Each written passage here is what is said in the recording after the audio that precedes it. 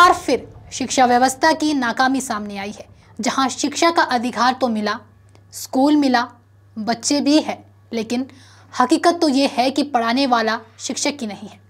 हालात ऐसे हैं कि अब बच्चों को किताबों की बजाय अपने हक के लिए आज किताबें छोड़कर सड़कों पर उतरना पड़ रहा है। हिमाचल प्रदेश के चंबा जिले के ट्राइबल क्षेत्र भरमौर के लामू गांव के बच्चे आज अपने अधिकार के लिए खुद सड़क पर उतर आए हैं। वजह स्कूल है, बच्चे हैं, लेकिन शिक्षक नहीं है। जो एकमात्र पॉलिटिकल साइंस का लेक्चरर था, उसने कोर्ट से ट्रांसफर ले लिया है। यह उस शिक्षा स्तर की सच्चाई है जो कागजों पर तो विकास से चमकता है, लेकिन जमीनी सच्चाई कुछ और ही कहती है। इस स्कूल में शिक्षा स्तर की शुरुआत 11वीं व 12वीं कक्षा में 32 छात्रों के साथ हुई थी, लेकिन शिक्षक की अनुपस्थिति ने बच्चों का मनोबल ही तोड़ दिया। आज हालात ये है कि सिर्फ 8 बच्चे रह गए हैं और बाकी छात्र दूसरे स्कूलों में शिफ्ट हो चुके हैं। लेकिन सवाल ये है कि क्या हर बच्चा पास के स्कूल में दाखिल ले सकता है? क्या हर किसी के पास सफर की सुविधा है? स्कूल प्रबंधन समिति के अध्यक्ष अशोक कुमार ने बताया कि उन्होंने राज्य के मंत्री, विधायक और शिक्षा विभाग से शिक्षक की मांग कई बार उठाई, लेकिन कोई सुनवाई नहीं हुई। अब बच्चों और अभिभावकों ने खुद ही मोर्चा संभाल लिया है।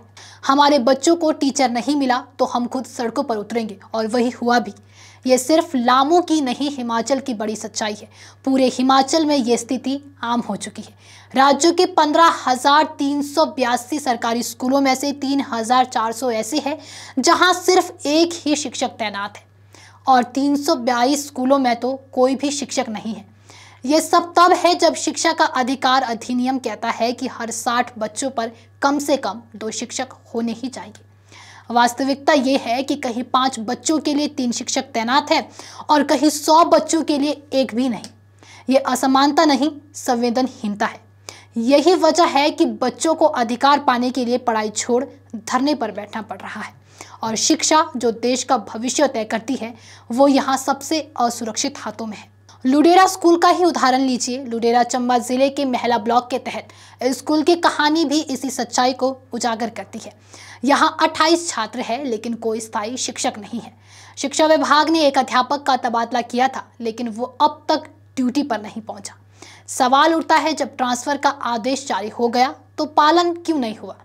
एक और सरकारें विकास के बड़े बड़े दावे करती है, तो दूसरी ओर बच्चों को अधिकार मांगने के लिए भीख मांगनी पड़ रही है। जब शिक्षा जैसी बुनियादी जरूरत भी राजनीतिक हस्तक्षेप और लापरवाही में उलझ जाए, तो समझ लीजिए हालात कितनी गंभीर है।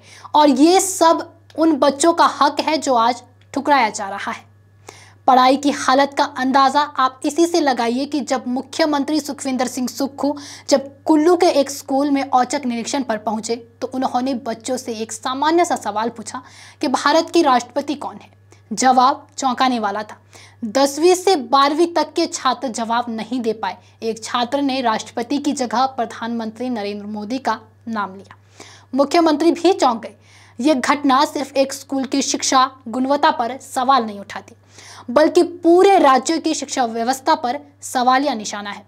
जब कक्षा में शिक्षक ही नहीं होंगे तो बच्चों को उत्तर कैसे मालूम होंगे? गलती बच्चों की नहीं, उस व्यवस्था की है जो उन्हें शिक्षा देने में नाकाम रही। इतना ही नहीं, हाल ही में हिमाचल स्कूल शिक्षा बोर्ड की गलती ने हजारों छात्रों का भविष्य अंधकार में धकेल दिया। बोर्ड की ओर से 17 मई को +2 की घोषित परीक्षा परिणाम में बोर्ड ने 4,722 छात्रों को पहले फेल कर दिया, जो वास्तव में पास थे।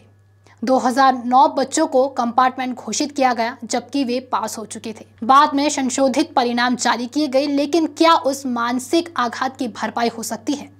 कई मेधावी छात्र जो मेरिट में थे अब लुढ़क चुके हैं, टॉप 10 से बाहर हो गई है। सोचिए उन बच्चों पर क्या बीती होंगी जिन्होंने दिन रात एक कर पढ़ाई की और फिर अचानक उन्हें फेल करार कर दिया गया। क्या ऐसे लापरवाह रवैये से देश भविष्य बना सकता है? जनजातीय क्षेत्रों में हालात और बदतर है। यहाँ ना सड़कें हैं, ना अस्पताल, और अब शिक्षा भी नहीं। बीमारी हो तो मरीज को कंधे पर उठा कर ले जाना पड़ता है, और पढ़ाई के लिए बच्चों को खुद तख्तियां लेकर सड़क पर बैठना पड़ता है। अब सवाल यही है, आखिर गलती किसकी है?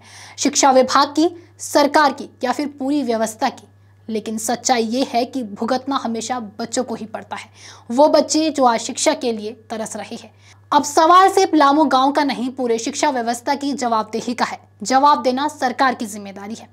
लामू के बच्चे को वो हक चाहिए जो संविधान ने दिया है। अब देखना यह है कि सरकार कुछ करती है या फिर सब यूं ही चलता रहेगा। फिलहाल के लिए इस वीडियो में इतना ही। इस पर आपके क्या विचार है हमें कमेंट कर जरूर बताएं और वीडियो को लाइक करें, शेयर करें और हमारे Facebook page KH life Himachal को फॉलो अवश्य करें। धन्यवाद।